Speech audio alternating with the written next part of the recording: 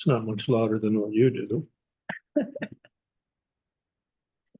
Order, please, this regular meeting of the Joshua Basin Water District Board of Directors for September 4, 2024 is now in session at 5:32. Please join me in the Pledge of Allegiance. Just here. I pledge allegiance to the flag of the United States of America, and to the republic which stands one nation under God, indivisible, with liberty and justice for all. Thank you very much. Determination of a quorum. General Manager Johnson, a roll call, please. President Flowey, Present. Vice President Doolittle. Here. Director Fick. Here. Director Jarlsberg. Here. Director Short. Here. Thank you very much. We have a quorum. Consideration of board member request for remote participation. Did we vote on that? Jeff, we do vote on that, correct? If it's for illness, and I think this is the first meeting that she's attended this year that offhand that I'm aware of. It's just a notification, so you can just acknowledge receipt of notification of Director Jarlsberg's participation due to illness. Participation remotely due to illness. Director Jarlsberg is participating remotely. And so all of our votes have to be Roll call, but tonight Correct. there's no action, so it's all discussion and presentation. forgot that. Yeah.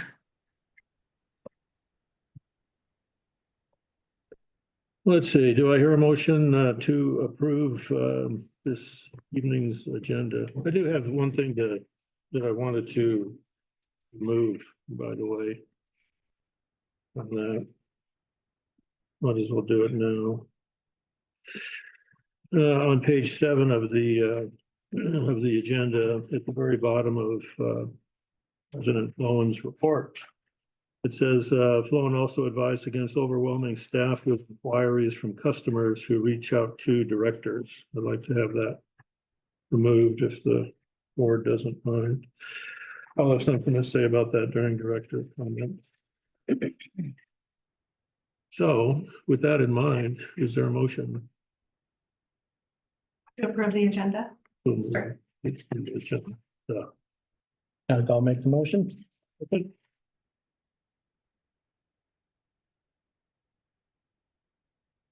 I'll second. Thank you very much. Motion carried.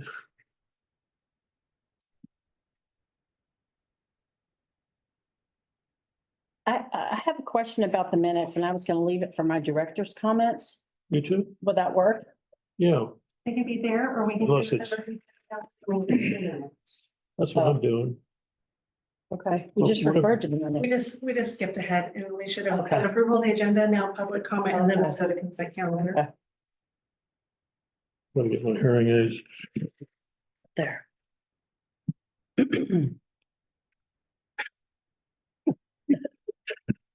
Thank you. Yeah, you're welcome. This public comments, this designated time is for members of the public to provide comments on any district-related matter, whether appearing on the agenda or not. Under provisions of the Brown Act, the board is prohibited from taking action on items not listed on the agenda. At the discretion of the board president, comments on a particular agendized item may be deferred until that item is heard. Do we have any public comments? Inquiry. Let's take Oh, a, hello, I didn't see you over there. Yeah, I came in late. please come up to the podium.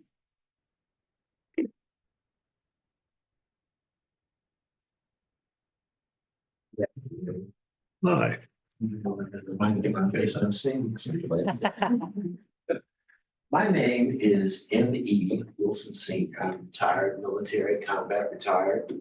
And I've been a resident in this area since December of 1998.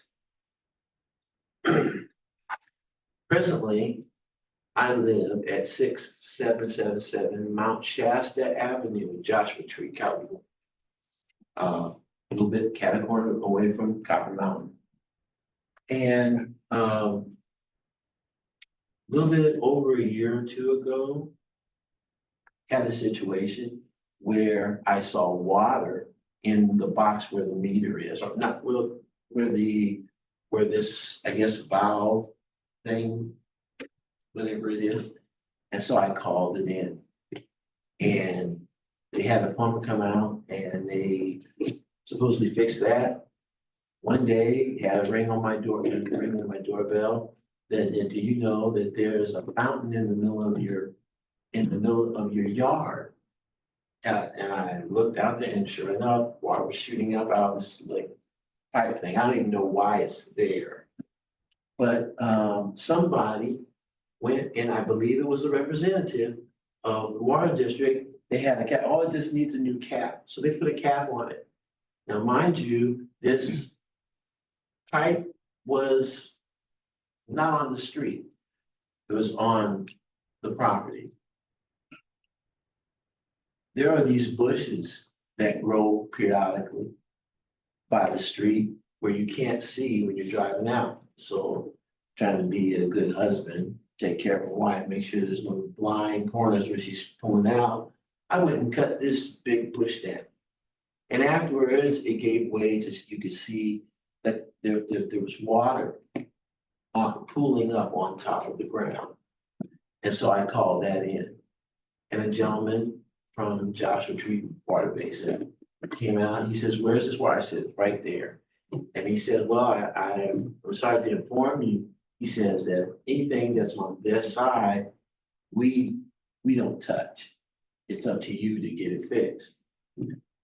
But I'm thinking back to when they fixed the piping out of this valve box, that something could have been done there. He himself took back just to investigate. He dug by this box, and there's water just flowing into the ground that I had no idea of.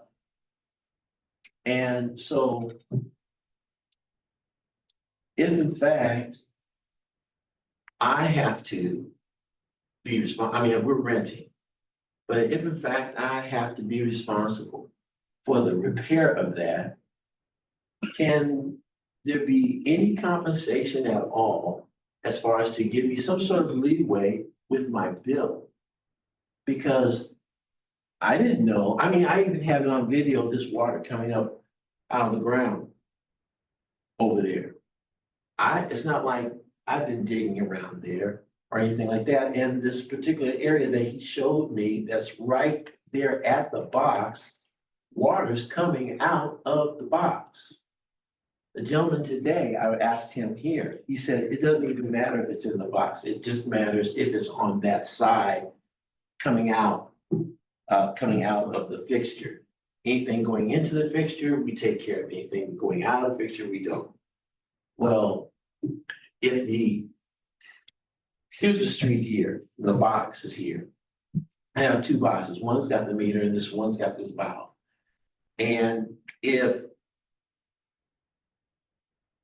the water coming out of this valve casing is inside the box and it's on the side that's nearest the street, the water district takes care of.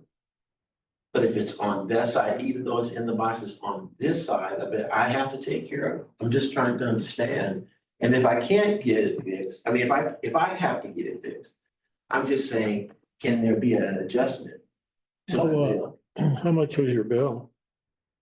I'm not sure after he looked at it, but it's got to be pretty substantial. So you haven't seen your bill yet? Not this month's bill, no. Okay, General Manager? Mr. Wilson, we will follow up with you and give you a call and see, are you aware of this particular? Oh, no, okay, we'll follow up with you, and that we do have certain programs that can help. But what you explained is on the customer side of the meter, the customer is responsible for is accurate. But I'd like to have us investigate it a little bit further and meet you at your property and. Because there's two places. Okay, There's this one place where the water is pooling up on the ground. And he said that the gentleman, the representative from here, he said it had been going on for a while because he said he could see algae. And so then he went and dug down by the box on the inside, on the outside surf. I mean, here's the street and the burn, the box here. And he dug down on this side of the box and you can see the water just fouling out. And he said, I'm sorry, sir, I can't fix that. He was a very nice person, very congenial, everything. He treated me very nice, very respectful, young man. But I'm trying to well, figure out a solution. yes, we'll give you a call tomorrow first thing and find out how we can best help you and explain all the policies. And we do have a CAP program that we can look at as well that you may qualify for. That may reduce your bill. Yes, ma'am. Do I give you my phone number I now? have your name, I have your address. So from that, we can grab your phone number from your account. If you're, Now, my wife's name is on the bill okay, because they moved in here while I'm still active duty. Oh. So, so we'll take your information right here. Yeah, we don't want you to say it in the public microphone Yeah, and all that. So we don't want you to use the public microphone for your phone number. We want you to keep that private. yes, ma'am. Yes, sir.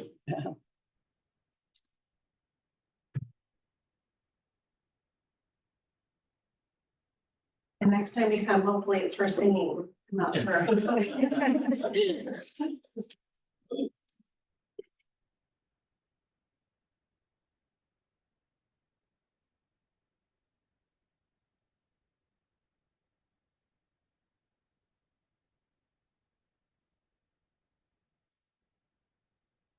Yes, that's what I do. I sing the songs that make people wake up. So if you and your loved one have been fussing and fighting and everything, throwing plates at one another and calling each other terrible names, you come to my show. By the time the show is over, there's no argument. You do weddings too? Uh, You do weddings too? I've done weddings. But here so far, I mean, we opened up the season at Melvin's on Sunday, of which I closed the show, and I'm usually there every Sunday. So, and all are welcome, but that wasn't a plug or anything. But I thank you very much for hearing me and listening to me. I really appreciate it. Thank you. We'll show you first thing tomorrow. thanks for coming in, Mr. Wilson. Thank you. Are there any other public comments? Hearing none, public comment time. Oh, by the way, General Manager, is there any written, electronic, voicemail, public comments? None to my knowledge. Thank you very much. Public comment time is now closed. Consent calendar, items on the consent calendar are expected to be routine and non-controversial to be acted upon by the board at one time without discussion.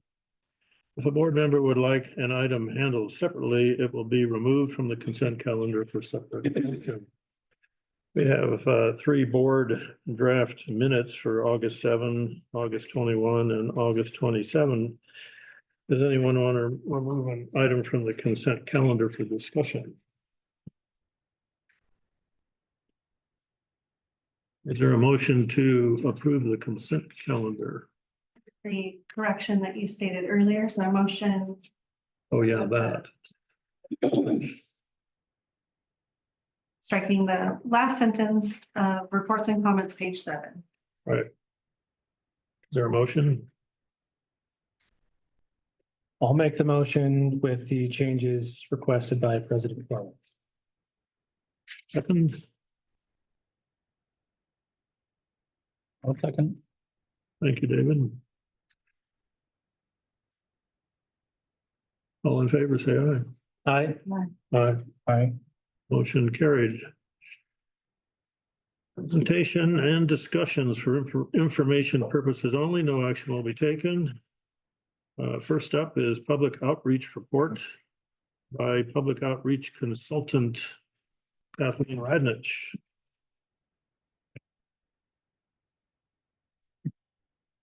even with the booth. Thank you. I have quite a few things. I'll try to go through them very quickly. I don't have a long meeting tonight. The 2024 fall lineup of classes. We have a soil amendments class to help people to save water. They properly set up their soil for gardening. That is October 10th at 6 p.m. via Zoom. We have native plant cuttings class, which also saves water because you're not starting from a seed.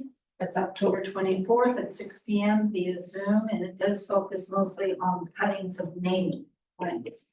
We'll be offering a winterizing to save water class November 7th at 6 p.m. via Zoom. And as for events, we have been just found out today, invited to the Great Shakeout, which they bypassed last year due to circumstances. And that is happening on Saturday, October 19th from 9 to 3 p.m. at the Jack in the Box Tractor Supply parking lot. We have not RSVP'd to depend on volunteer participation, which I have yet to work on. Anyone interested, let me know. Farmers Market booth, the first 3 Saturdays in September will have on display educational options on water for emergencies. If you read the newsletter, this is National Emergency Preparedness Month. That is our theme for the first 3 weekends, but we have a treat at the end of September, the last Saturday. We will have the U.S. Water Alliance hosting our booth. Pretty cool.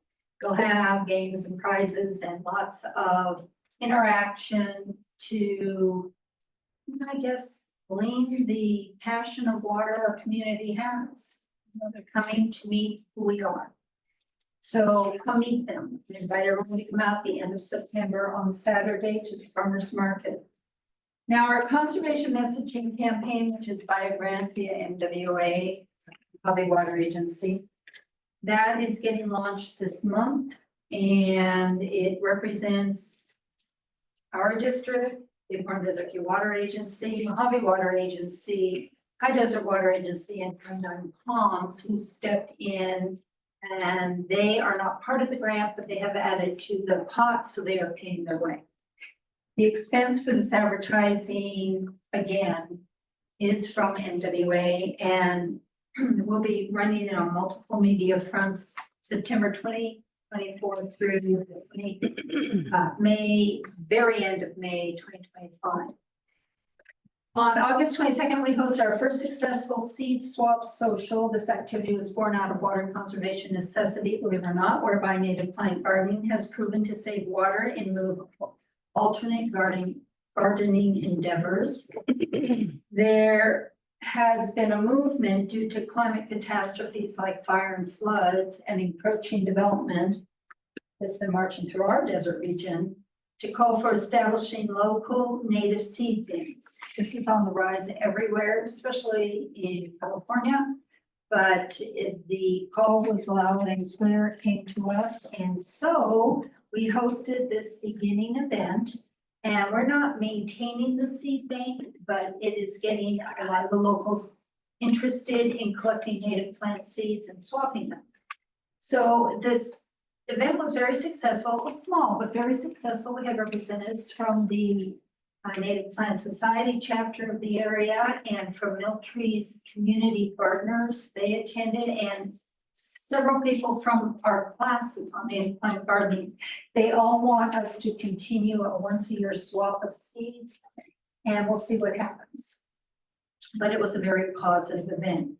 The Joshua Tree propagation and structural permit that I brought up almost a year ago has hit a snag. Oh my. The only thing I can figure out for the permitting process, which they told me was a win-win and it's going to happen, is that there is a biodiversity conflict that has to do with when people propagate from seed plants that are here, they might get planted over there. And over there is outside of the native plant species for that botanical variety of the Joshua tree. And apparently there is a big discussion going on at the state level with all the fires and all the cataclysmic floods and what have you, that when they're replanting and trying to revegetate areas, the wrong species are going in and it's changing the whole world. So that's the best I can describe what's going on right now, because I didn't get a full fleshed out explanation. It's just, I don't know if it's at the end of the rope or we may have more down the line. So keep your fingers crossed. We're still hopeful we can teach this class. I attended the Lovemore Housing Development public meeting held at the Josh Tree Community Center on Thursday, August 29th. This was on the heels of many public requests for Joshua Basin Water District to confront the developers over their misinformation regarding our community's water source and quantity and quality issues. I spoke directly with their engineer who oversees the water and sewer design of their project. I clarified 5 areas of misinformation. I questioned why they did not come talk with us prior to all their planning. They claimed they tried. They said, though, that was over 2 years ago. And all they did was try to get a will serve letter. And apparently that's the only thing they asked to do. And accordingly, they had not subdivided their parcels and therefore we could not have conversation at least on that topic. But they didn't come to talk about anything else like sewer, package treatment plant, any of that, nothing. So I suggested that if they want to get the right information, they need to have a sit down with our general manager, so you're in the hot spot. What they call. I told them that the final permission comes from us. And they indicated they thought they were getting their permission from the State of California, Colorado River Basin Regional Water Quality Control. And I told them that's a good start, but it's not the end of the game. So that is where that sits. Water in the Desert Art Expo, the 2nd annual Mojave Water Agency's Water in the Desert Art Expo opens this Friday night from 6 to 9. It's going to be quite a gala event, and some of JBWD's own field photos will be on display. This concludes my report. Are there any questions? Any questions from the board? CAC Chairperson David Carrillo, do you have any comments? Question, for that event you're having, how many people are you gonna need to, For the Great Shakeout? yes? Tom, President Tom, who is always there. I haven't even asked him if he'll do it, but it's nice to have at least 2 people in the booth at all times. That way one can have relief if they need to walk around or engage with, a lot of times they put the water districts together. So I do not know. It does conflict with our market presence, so I can't be there. But usually 2, and it's a longer duration. 9 to 3, that's 6 hours. That's a long time to go. So if we're going to do this, we would want to have more or less 2 people throughout the 6 hours. It doesn't have to be the same 2 people. So, Check with the other CAC members. yes, that'd be great. Thank you. Any other questions? I would have the question on the subject of the Lovemore, but I think the general manager would be able to answer it. It's whether the will serve letter also entertains the sewer authority situation, the water treatment plant. To my knowledge, we don't have a will serve letter. I've never signed one since I've been here for sewer. And they have not submitted any paperwork. They haven't, the first step is not to necessarily come and talk to me. They need to come into customer service and start the process. And there's been no communication to my knowledge. And we're happy to talk to them, and to get a will serve, because there's more than 10 units in that development, it would have to come to the board. It's not something I would even sign, so it would come to the board. But we haven't spoken to them. We don't, you've heard nothing. We have a very convenient web form. Yes. Oh, I did tell them about that. I said, if you want to just get an idea of how to start, look at our website. And apparently they gleaned some other information and twisted somehow that was wrong. I thought, no, that's not correct. And he says, oh, okay. I said, really? It was a great conversation. Got along fine. We're not pro, we're not, against, we're just, I want the right information out there. The public, I told them the public was not happy with misinformation. And so I told them to come here to get the right information. Yeah, we're happy to assist and go through that process. We work with developers all the time, and it's complicated always. But you know, they want to come here, we're ready and able to help. Thank you. Thank you. Continuing, U.S. Water Alliance presentation, General Manager Johnson with introductions, please. Great, thank you. So tonight we have a team here from US Water Alliance, and if you remember, we've been working with them. I think the first introduction was in January with their executive director. And since then, we've had quite a few meetings and have worked with the team that you'll meet tonight, working toward potential grant funding for Chromium 6 and LCRR. And we have Austin Thompson, Spain, and Carrie Smith with us tonight, all the way from the East Coast. So it's a little bit later there than it is here.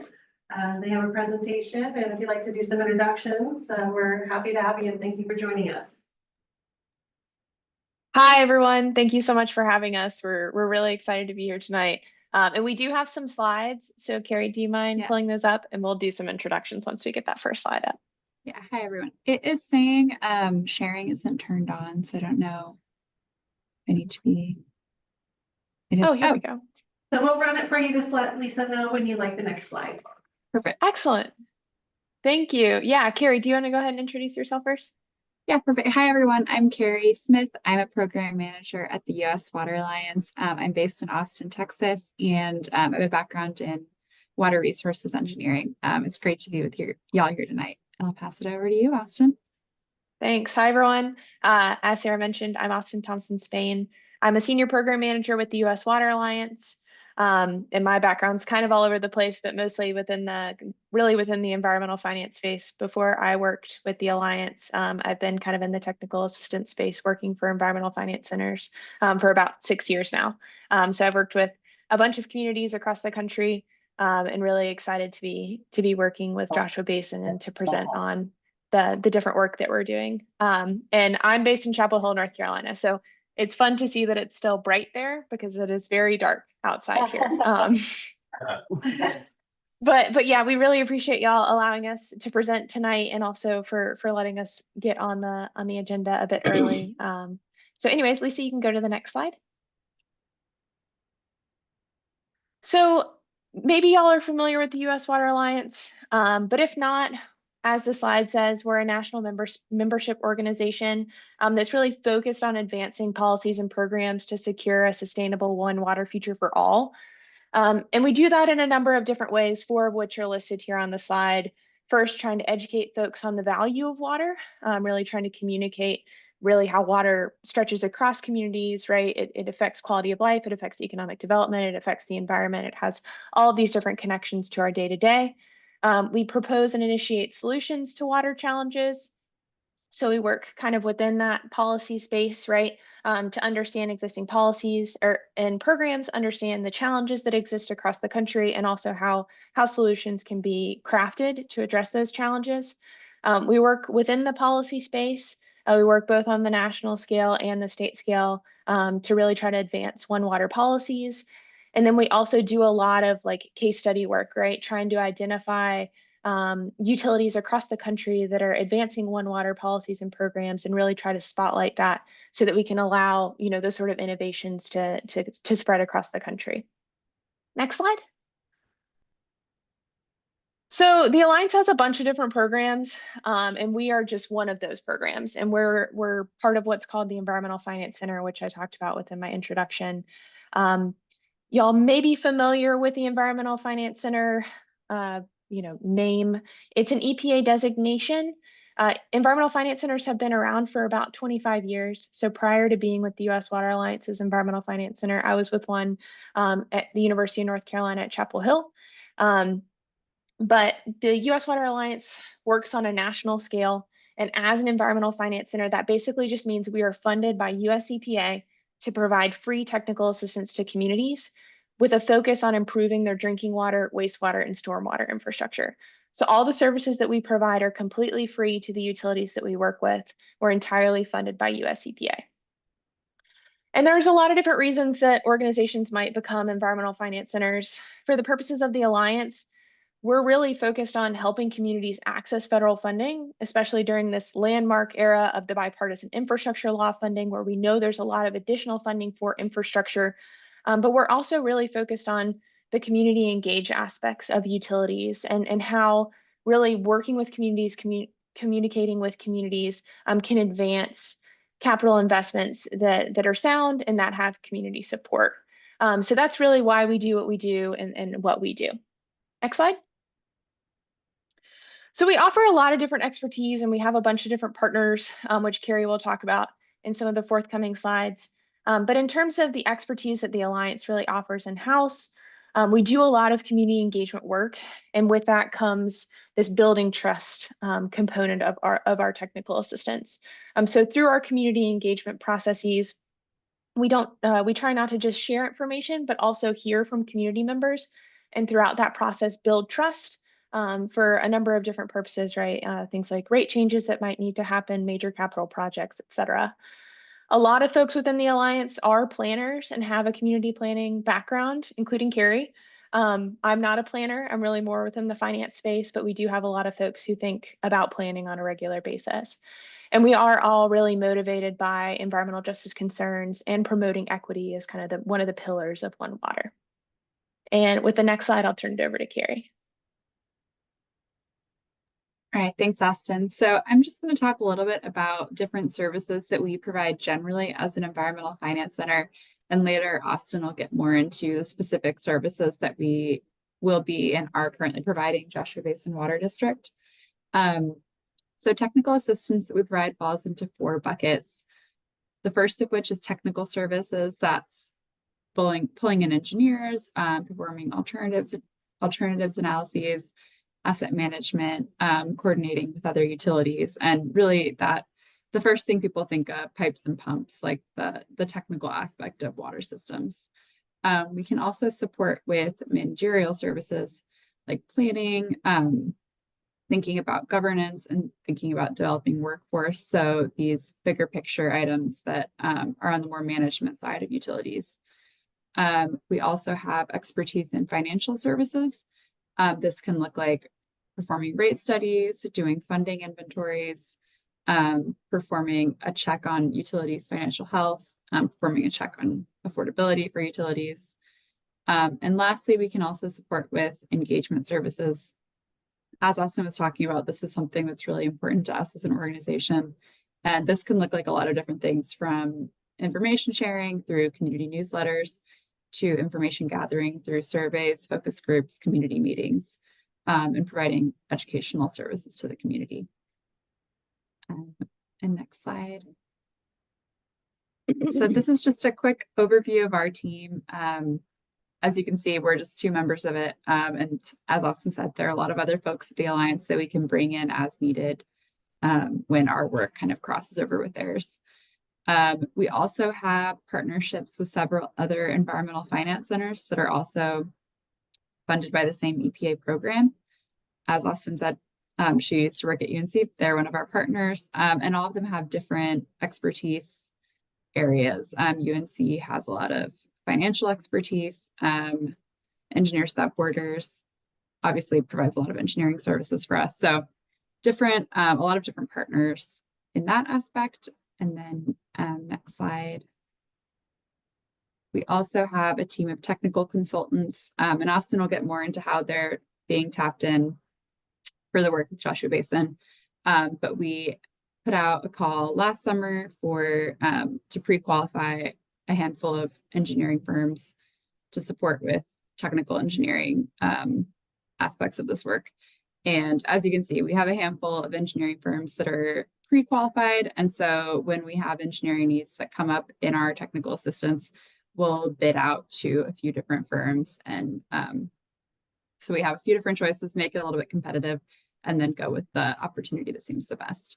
And these firms are kind of run the gamut from project management support, grant management experts, to project development, engineering, alternatives analysis support.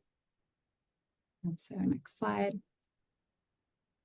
So just a little bit about how our process works, and I'll pass it over to Austin in a second to talk specifically about what our process has looked like with Joshua Basin. First, a request is made for assistance. This can come directly to us from the community. It can be through a partner or from EPA, and we'll do a little bit of background research there. And then we'll hold a call with the community, talk to them about what's going on, what support we can provide, and what issues they're facing. And then we'll get some financial and geospatial data from the community, run some numbers, and do sort of a financial health checkup. And we'll present that information to the community and learn about what they have going on, kind of ground truth some of the data. And in the background, we'll also be developing a work plan that identifies the key tasks, the partners that we'll want to bring in, and sort of lays out a timeline for the support we'll be providing. After that, we'll check that with the community. That'll be an iterative process to make sure the work plan continues to meet the utilities needs that we're working with. After that, we'll try to plan a visit, which is, I think, what's coming up soon. So we're excited about that. During this visit, we can get to know the staff, see the system for ourselves, see the infrastructure, hear from the community, and then we can refine the work plan if need be based on what we hear from the community or what we hear from the staff that we meet. And from there, as I said, it's an iterative process, but we'll keep working towards the goals that y'all set, working with you, working with the community, and hopefully getting you to funding. So I'll pass it back to Austin. Yeah, thanks, Carrie. For the staff folks that are in the room, hopefully this captures kind of your perspective on how the process has gone thus far. But this is, I think this really captures how things have gone so far for Joshua Basin. And I'll talk a little bit about, like Carrie mentioned, what we've accomplished so far, what we're working on, and next steps. But in terms of how this process has gone, we've really followed these steps. We got the initial request, we got the connection, we had that first community call, which I think actually predated me at the Alliance, but just really try to explain who we are, what we're doing, more or less kind of the premise of this, the early parts of this presentation, but really put the impetus on the utility to hear from them what their needs are and make sure that it aligns with our charge as EPA technical assistance providers. And if we identify that it does, try to identify next steps. We did perform that financial health checkup for Joshua Basin, and I will just make a note that Joshua Basin has an incredible website with a ton of transparent information, which, as I mentioned before, I've done technical assistance with a lot of different utilities, and to be able to easily access the level of data is basically unheard of. So huge kudos to everyone in the room in terms of just the transparency that exists on the website. From there, we put together a work plan, which has thus far consisted of 4 tasks, which we'll talk about in a little bit, but really run the gamut of engineering support to financial support, and as well as community engagement support. And we're really excited, as Carrie mentioned, about the opportunity to actually come visit, right? We're very far away, as you could probably tell from our introductions. And North Carolina, I assume, is very different than the Joshua Basin area. So we're really excited to get out there and really understand a bit more about why y'all love about, what you love about where you live, what the community loves about where they live, their water priorities, etc. So next slide. All right, so on this slide, there's a lot going on. I realized that as I was looking at this today, there's a few different levels to this slide. So if you can just bear with me, hopefully I'll be able to explain all of it to you. But you've got kind of 3 categories here, right? The work that we've already completed on the left-hand side, the work that's in progress, and then work that's forthcoming, right? That we haven't started on yet, but we've identified as a need. And then we've got some differently colored stars, which I'll talk about after I go through the different components. But first was that financial health checkup. I mentioned that previously. This is based on work that UNC, or a tool that UNC created. And essentially we look at 5 years of financial audits for any utility that we work with the goal of assessing key financial indicators, benchmarks, industry benchmarks, to make sure that utilities are in a good financial position to apply for funding. We know that funders are looking for certain financial indicators, financial benchmarks with applicants, right? Especially if we're talking about like a mix of a grant loan program, there's certain assurances that funders are looking for. So we run through that tool, and we ran through that tool with Joshua Basin and presented the findings of that to the staff. Additionally, we also provided support around grant requirements for LCRR inventory work in California. So we got a question from Joshua Basin staff about the ability to potentially retroactively reimburse funds that had already been expended for inventory purposes. That inventory is due in October. So we were able to provide some support there and identify the fact that in California, you actually can reimburse for those expenses that have already occurred. In terms of in-progress work, Carrie showed that slide of our technical partners. So one component of the assistance that we're providing is technical in nature, and it's around chromium-6 and performing an alternatives analysis to look at different treatment options for chromium-6. So we worked closely with the Joshua Basin staff to put together a scope of work that we shared with our the consultant pool that based on the proposal that they sent us, were qualified to do this work, and received the proposals, shared those with the district staff, and actually, as of earlier this week, just selected a consultant to move forward with. So we're really in the beginning stages of that work, but it's very excited. We're really excited to get them on board and to get that work started. Additionally, on the financial side, we have a partner that is really well versed in kind of the funding and financing world as it relates to infrastructure.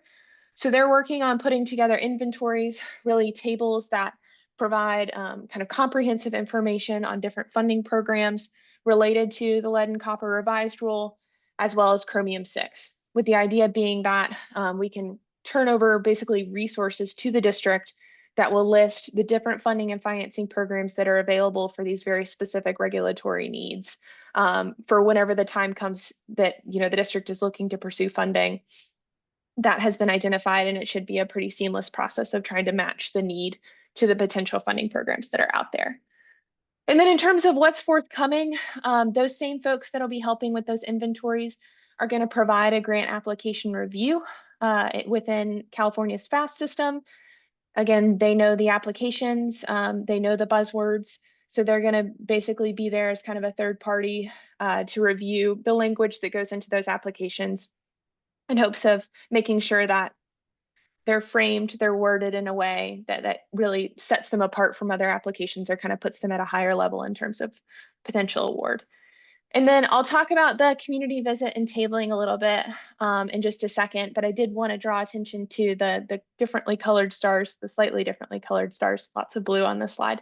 But we've tried to basically classify our support in terms of like the financial benefit to the district and ultimately to the ratepayers in two different ways. So we have the immediate direct savings for Joshua Basin Water District, and then the longer term potential savings. And really the difference between those two, the chromium-6 alternatives analysis, the work we're doing with the engineer, is being funded by our grant. So in terms of cost to the district of that engineering support, it's $0. That's funded entirely through our grant, which is a direct benefit, a direct savings for Joshua Basin. Additionally, through these kind of other layers of grant support, as well as funding and financing support, there is essentially potential for long-term savings for Joshua Basin because they will have essentially experts that are assisting with grant applications, with identifying grants and funding and financing sources, things that will have potentially pretty major impacts in terms of total cost to the district and reducing that total cost to the district over time. So we can go to the next slide now, and I'll talk a little bit about our next steps. So our next steps are a community visit, as you can probably tell from the slide, and based on all the different times that this has come up throughout the course of the presentation. The photos that you see here are obviously not from Joshua Tree or from the farmers market or anything like that. These are photos based on community visits that we've done in 2 other communities throughout this technical assistance process. And we selected these 2 photos because they sort of capture what we hope to accomplish whenever we're visiting. So we'll be there visiting with staff on September 26th. Sorry, I just want to check my notes and make sure I got that date right. And as part of that, we hope to, as we mentioned on the slide of our process, hear from the staff about what's going on, see the infrastructure, and really just kind of get to know each other and build trust. I feel like we've spent quite a bit of time on Zoom together, but it's always nice to see each other face to face, to share a meal, to get to know each other. And in terms of just kind of expectations there, I want to emphasize for anything related to this community visit, there's absolutely no expectation from the board to attend any of these different things. I know that scheduling is funky. We picked these days because it seemed to work for everyone, but you know, we would love to meet you, but there's absolutely no expectation from y'all. And then on Saturday, we're gonna, I guess, take over effectively the tent for the day at the farmers market, and use that as an opportunity to do kind of the two ends of the spectrum of engagement that I talked about. Some information sharing. So some information sharing about us as the Alliance, right? Who we are, the technical assistance that we provide, the fact that our services are free, and that we're potentially reducing costs to ratepayers by providing this assistance to the district. And then also just sharing updates from the district as y'all see fit. And then also hopefully enticing people to come in with games and like prizes and stuff, but also providing folks the opportunity to share how they interact with water on a daily basis, right? How water affects them in a way that maybe they haven't really thought about until they've been asked this question, and also what their water priorities are. So we hope to be able to collect some data from folks at the farmers market, which we will of course turn back around to the district. They're welcome to keep the actual materials that we have people write on, and we'll also produce a summary that we can share after the fact. So we're really excited for that visit. We're really excited to get out there to meet everyone and to interact with folks at the farmers market. So next slide. Yeah, and with that, that's the conclusion of our presentation. I appreciate you listening. And if you have any questions, we're happy to take them. Vice President Doolittle. Oh, yes, I just wanted to make sure I clarified for anybody watching some of the phrases that they have. If you guys could tell us what one water means, please. Of course. Yes, absolutely. So One Water is really kind of the premise of the Alliance, and it's really this holistic approach to water management. And Carrie, as a planner, can probably chime in and provide more context, but within local governments, we often tend to think about water as drinking water, wastewater, stormwater, right? We tend to separate it and silo it, but it's really this idea that it's the water cycle. It's this holistic approach to planning around water, and to how we approach water as a nation, really more so than anything else. Carrie, did you want to add anything to that? No, you did great. Cool, thank you. All right, thank you. And then another phrase was LCRR, and it took me a minute to think of what it meant, and it's lead and copper. Right. Rule revision. Rule revision, right. I like the phrase ground truth, some of the data. And I'm glad that you guys, obviously, I'm glad that you guys are going to be involved in so much of this. I feel like we're blessed to have you. But one of the things I would like to say, maybe we could have in the future, I don't know if there's a limit to how much it can help us, was the focus groups and surveys. I think, you know, we really need that sort of stuff, and that would be, everybody wants to talk about water, and I think some stress would be relieved from the community if they had some way to communicate that. I'd suggested before a feedback, you know, some sort of feedback form on our website or something, but anyway. So yeah, focus groups and surveys. Absolutely. I think just to build on what Austin already said about the community visit, this is really just what we envision as the first visit. It's not, doesn't have to be the last one. As long as y'all want us there and want us interacting with folks, we'll be there. And so this is just sort of our first visit to see what's going on, meet y'all, introduce ourselves to the community, and then we can certainly come back, do a more targeted community meeting, create surveys, distribute surveys, or focus meetings on specific water issues that y'all want us to communicate about. All for me, thank you. If I could add to, they're going to help us with the community outreach portion of all of the letters that have to go out to community members regarding Chromium 6, regarding LCRR. So there's a big portion of help. This first step is just step one. Let's go to Director Charles Berg here. I think we might be losing you at any moment. You have any comment? You'll have to unmute yourself. No, it sounds interesting. I'm looking forward to feeling better and getting engaged. Thank you, Director Fick. I'd be curious, you're on the East Coast, and I assume the East Coast is mostly surface water concerns. as far as water supply, as opposed to out here, we're really concerned about groundwater. And of course, for septic and all that and sewage, you probably are concerned about groundwater also. But what is your ratio between surface water and groundwater in how you do things? In North Carolina, I'll speak to North Carolina and then Carrie, I'll let you talk a little bit about Texas and we can kind of talk about the communities that we support too. I would say we have, it's honestly a mix.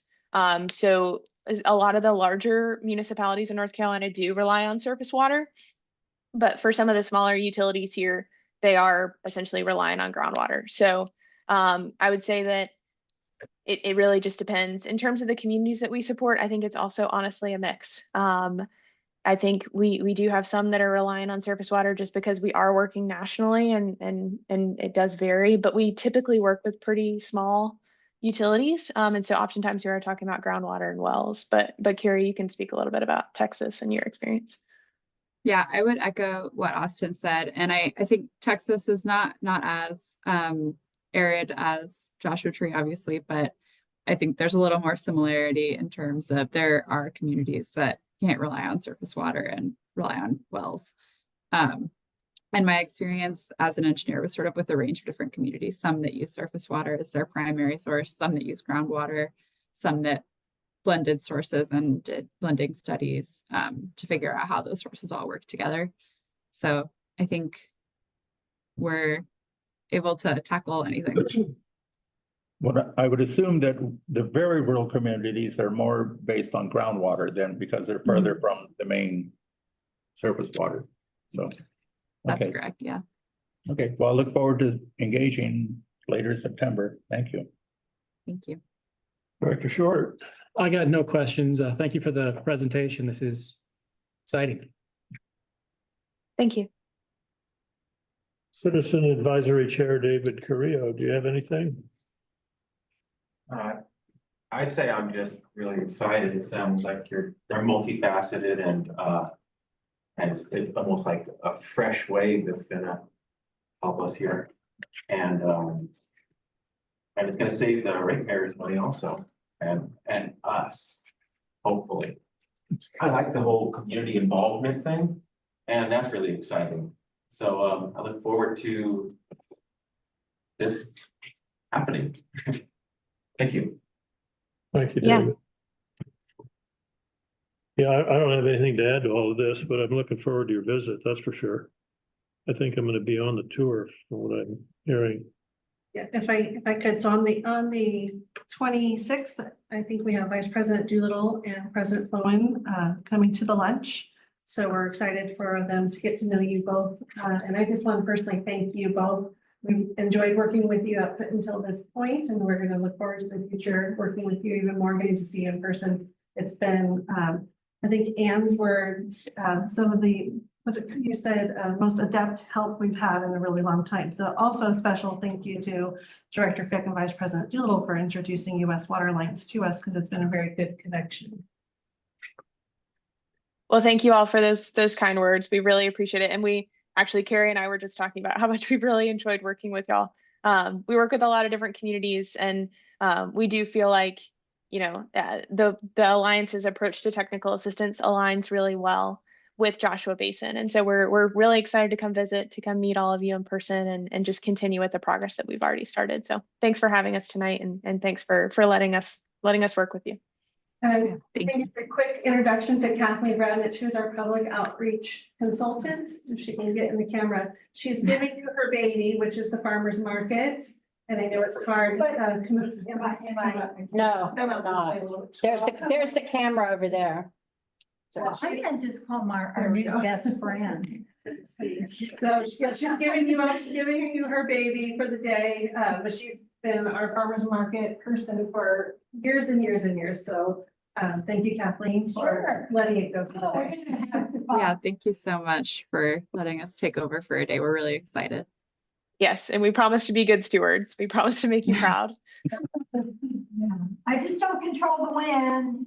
Yes. Yes, we were recently warned about the wind, we've been trying to think about different ways to kind of like fasten things down. But yes, we won't blame you for the wind, we promise. Are there any other public comments? Hearing none. Thank you very much. Appreciate it. Thank you. Thank you Thanks, so y'all. much. Item 8, reports and comments for information purposes only, on subjects not covered on the agenda. Opinions of individual directors are not necessarily the opinions of the board or staff. No action will be taken. The board may provide staff with requests for future agenda items. Vice President Doolittle. So I have a couple of things. One is I wanted to share that somebody, I read a news story and it was in the Miami a Miami police spokesman said that there was a criminal who targeted multiple victims in that area, posing as a water inspector to gain entry into a home where he stole jewelry and fled, according to investigators.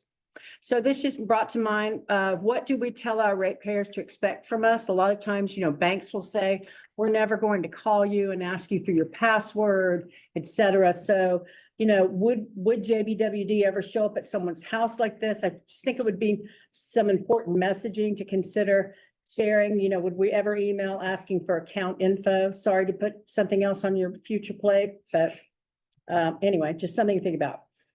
I was very happy that Kathleen was at the Lovemore Ranch meeting, that new development. She gave them what for regarding how well, you're pretty impassioned, how how it works up here as far as where the water comes from. And I had something that I wanted to say regarding the minutes. I kind of noticed that the minutes, when this would be natural, have kind of morphed over time. This is my perception, so no need to argue with me. This is just my perception that, the amount of content that we put in it has kind of shifted. But one thing I've noticed, and I haven't brought it up, but I've noticed it quite a few times, where the views of the district are very well represented and the quotes, et cetera, and the comments, but this is not the case for the board. The board is not represented and we're not quoted. So it's very much a one-sided view of a board meeting, in my opinion. So for example, on page 6 of the minutes that were from the August 7th meeting, I happened to vote no on this information regarding permeable asphalt and stormwater catchment, not doing it. And that could make it look like I was, I don't think we said how much it was going to cost, but that I was in favor of a $1 million permeable, fully permeable parking lot solution. And I wasn't. What I was in favor of was us investigating semi-permeable, which I had mentioned at previous meetings and it just didn't get picked up. So what I'm saying is, how come this doesn't mention specific board issues to explain why we voted no? There's just a lot of explanation for what Ann said and what Ann thinks and what Sarah thinks, but there's not representation of what the board thinks. And I have another example of this. Let's see. Do I or don't I? Take your time. Yeah, just like, for example, on page 11, it's the second paragraph talking about the bad debt write-off. Well, I had asked I'd like to know the amount of the loss, and specifically from when we were shut down outside of the shutdown for the state, when we were shut down ourselves. And so that's not in here. So it's just an example of, I realize you can't put everything in, so I don't need to be told that.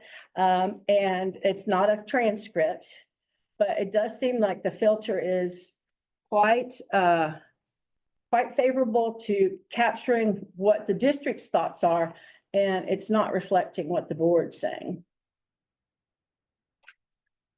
And did you notice how much I felt like I had to caveat that? Don't tell me this, don't tell me that. All right, anyway, I've learned. Yeah. So anyway, that was pretty much it. And then the last thing is, we've brought it up a number of times regarding ad hocs. And I think I have erred as a board member by not in that moment saying, I would like to propose an ad hoc. I've already spoken with President Florin about that, and he would not be against that. So we are going to, I would like to suggest that we have some sort of time where it's on the agenda, so we're not called out and said, this is not on the agenda, therefore you can't do it. So, where we can discuss some of the ad hoc groups that we've discussed over the 4 years that I've been on the board. I don't know what that would look like as far as being an agenda item.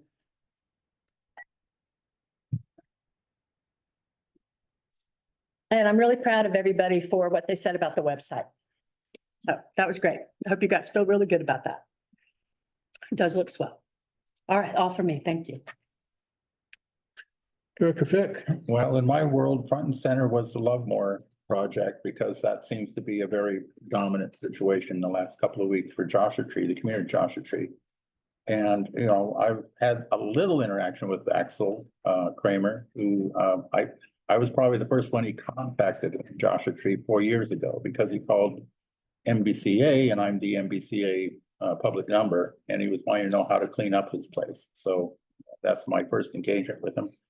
And well, I've been through his website and all, and I'm going to be contrary to his comments about sustainability. It's not, I looked up sustainable, it isn't sustainable. And he says it fits the Joshua Tree Community Plan, and it doesn't fit the Joshua Tree Community Plan at all. Which, by the way, the Joshua Tree Community Plan of 2007 is no longer in force, because even though it's actually a pretty well-written document, the county abandoned it about 3 years ago and replaced it with community action guides. And so then, the sore point with our water district is we were being told that we get our water from the Colorado River. And I talked to the assistant director of the Regional Water Quality Board, Cassandra Owens, and she's in agreement with me that we don't get Colorado River water here. So there's that. And so there's plenty going on that. And also, I want to just introduce the fact that networking is a strange situation. I was talking to Bernard Liboff about garbage in our county. This is about the composting requirement that's happening. And so he's concerned about it. And we were talking. And oh, by the way, his college friend, the executive director of US Alliance, was going to be in the neighborhood. You never know how these things fit. And I'm very proud of the fact that this is generated into what it is. Yeah. I'll leave it at that. Yeah, I think the district should appreciate those networking times and the amount of effort that the board puts in that's not compensated. Just, I know that Kathleen was working that night, but I was also working that night, and so was David. Well, Axel Kramer wouldn't want me to be there, but I was there. We're done. Okay, Director Short. I just had a follow-up, on the August 21st meeting, I brought up the, SLCB3 grant, for IT assistance. I wanted to see if anything has come out of that. Yeah, we've actually looked into that. Do you want to Yep, speak to it? yeah, I spoke with a representative from DC3, which happened to be the same person that I spoke with regarding a possible contract change when that came up, but we decided to go with Southwest. Anyway, so there's a survey that's going to be done. I'm going to meet with our current IT manager the week of the 16th. There's a series of questions that have to be answered.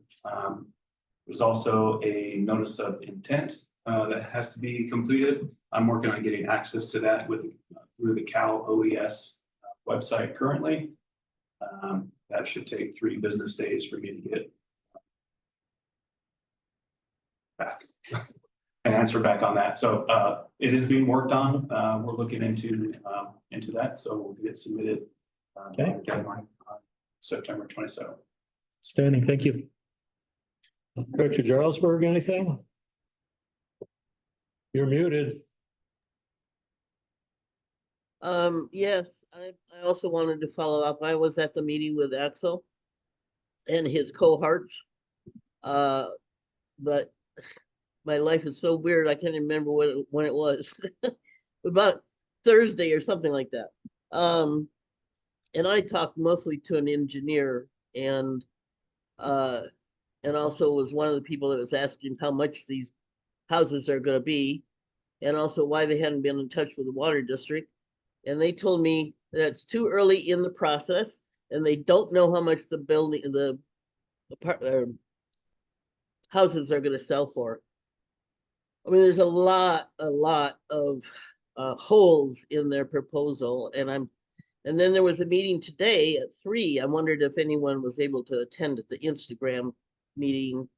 Obviously I didn't. And then I also got a letter from him in response to something I posted on the on their website, where they solicit public information, and forwarded it to our general manager. And I'm hoping to get some follow-up from that too. I really apologize for I had a bad fall last week and I'm still recuperating, and then I come down with flu, so it's been one hell of a week. Thank you. Thank you very much.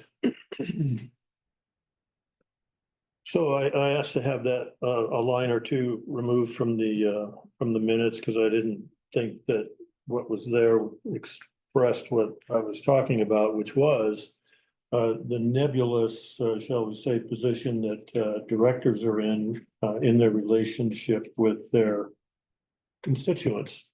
We'll use that, constituents. And just to sort of flesh it out a little bit, I was at the Copper Mountain Mesa breakfast one day a while back, and just as I was sitting at a table in that crowded room waiting for my pancakes, just as I was to sit down, the people that were already at the table started to engage in a conversation about a catastrophic water loss that one of them had. And so I had my badge on. And so they started telling me about the people that residents started telling me about their water loss, which amounted to a substantial bill. So what I did was I simply stated that there was an alternative or a way to appeal or get an adjustment in the water bill if certain criteria are met. First and foremost is that they pay the bill. And then I did not offer any opinions about their situation and the likelihood of getting some forgiveness for their bill. Nor did I listen to just one side of the story, which was their side, and offer an opinion about what should or should not happen. I simply referred them to customer service. Long period of time passed. I'm not real good at reading email, unfortunately. It's a flaw of mine.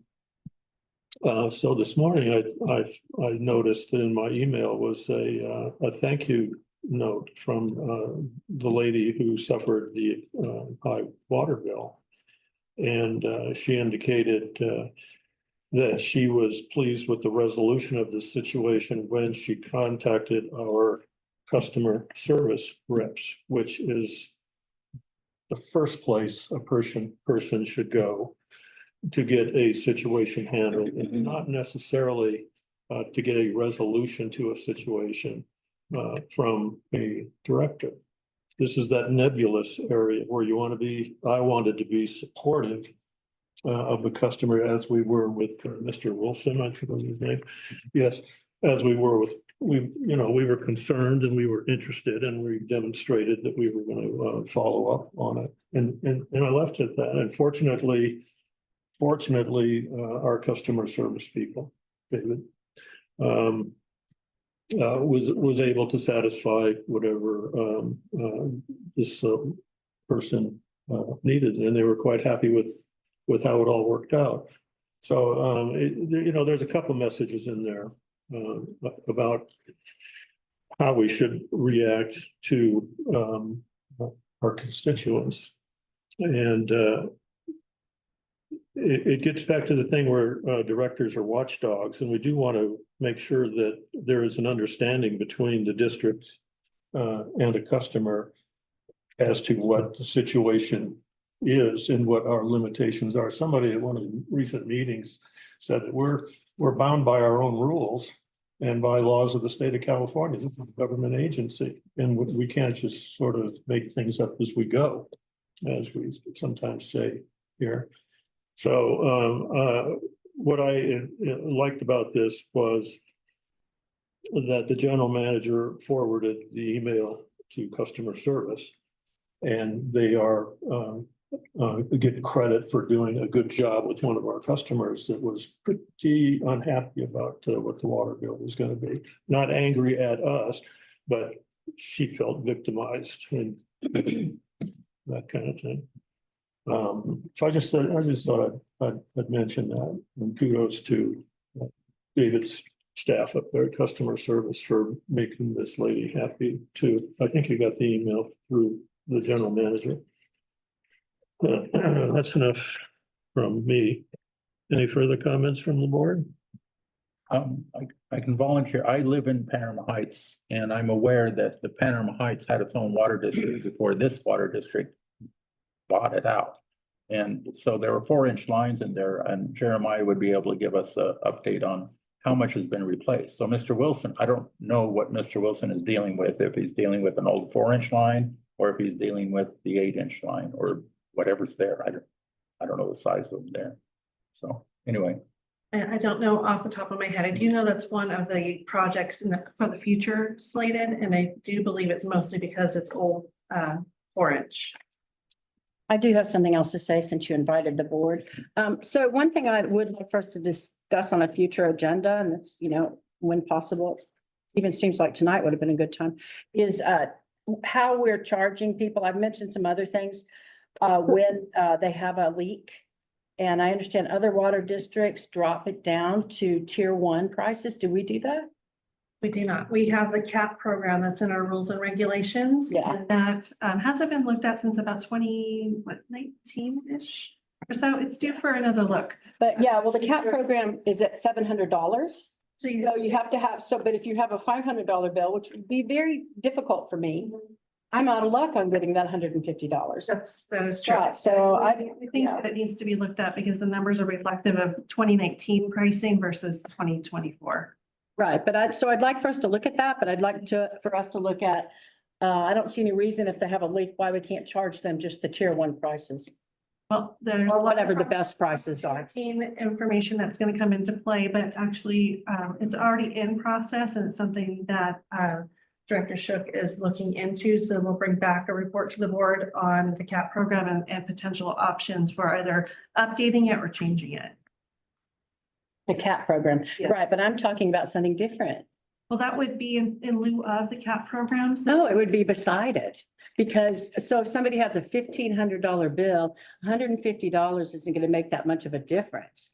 But there may be something with the tier pricing. I understand that Bighorn Water Conservation, Bighorn, what is it? Desert View, sorry. Yeah, that they do this. So it's not an unreasonable request that we look at this. And that's certainly not what I am intending. The point of the program is when someone has a leak or a high bill that's out of the ordinary. And so that's what the CAP program is to deal with. So it would be difficult to have 2 different programs. There would need to be, I think, one program that deals with all high use issues rather than looking at which one do you qualify for.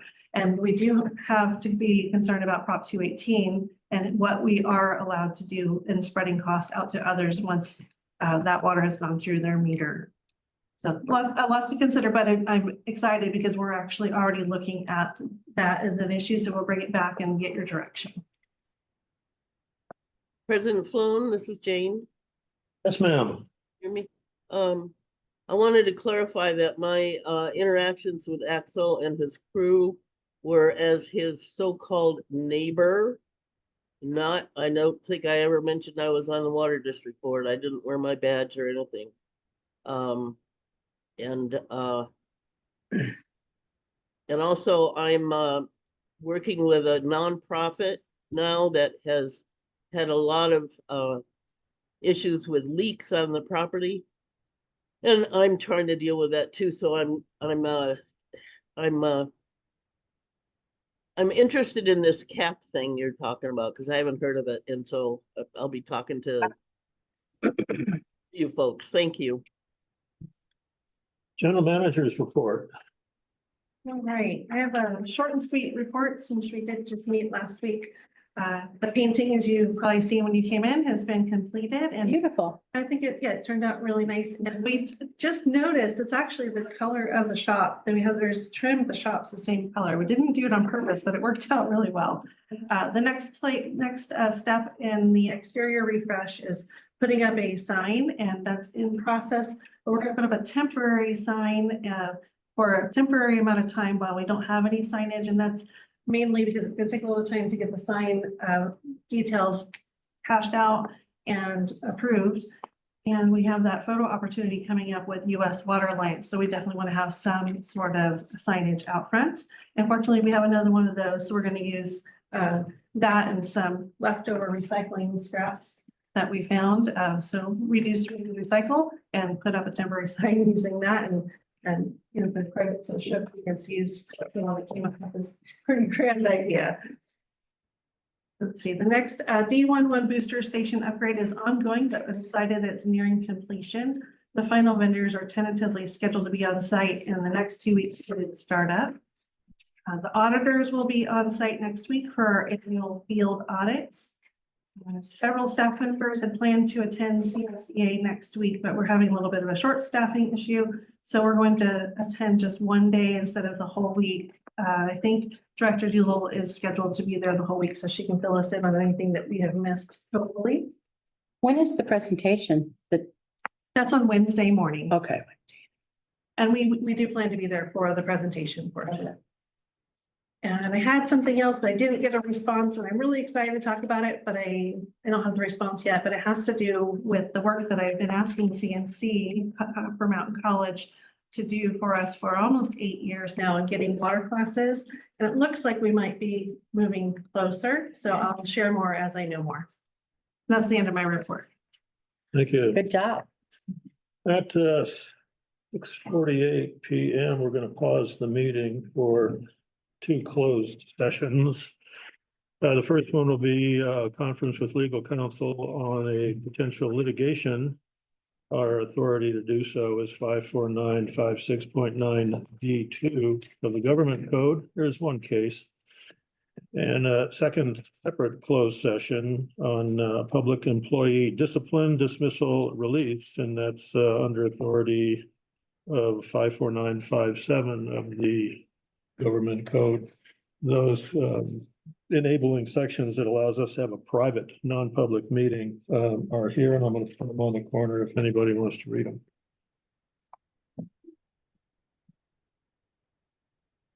President Flown, I think I'm gonna have to leave.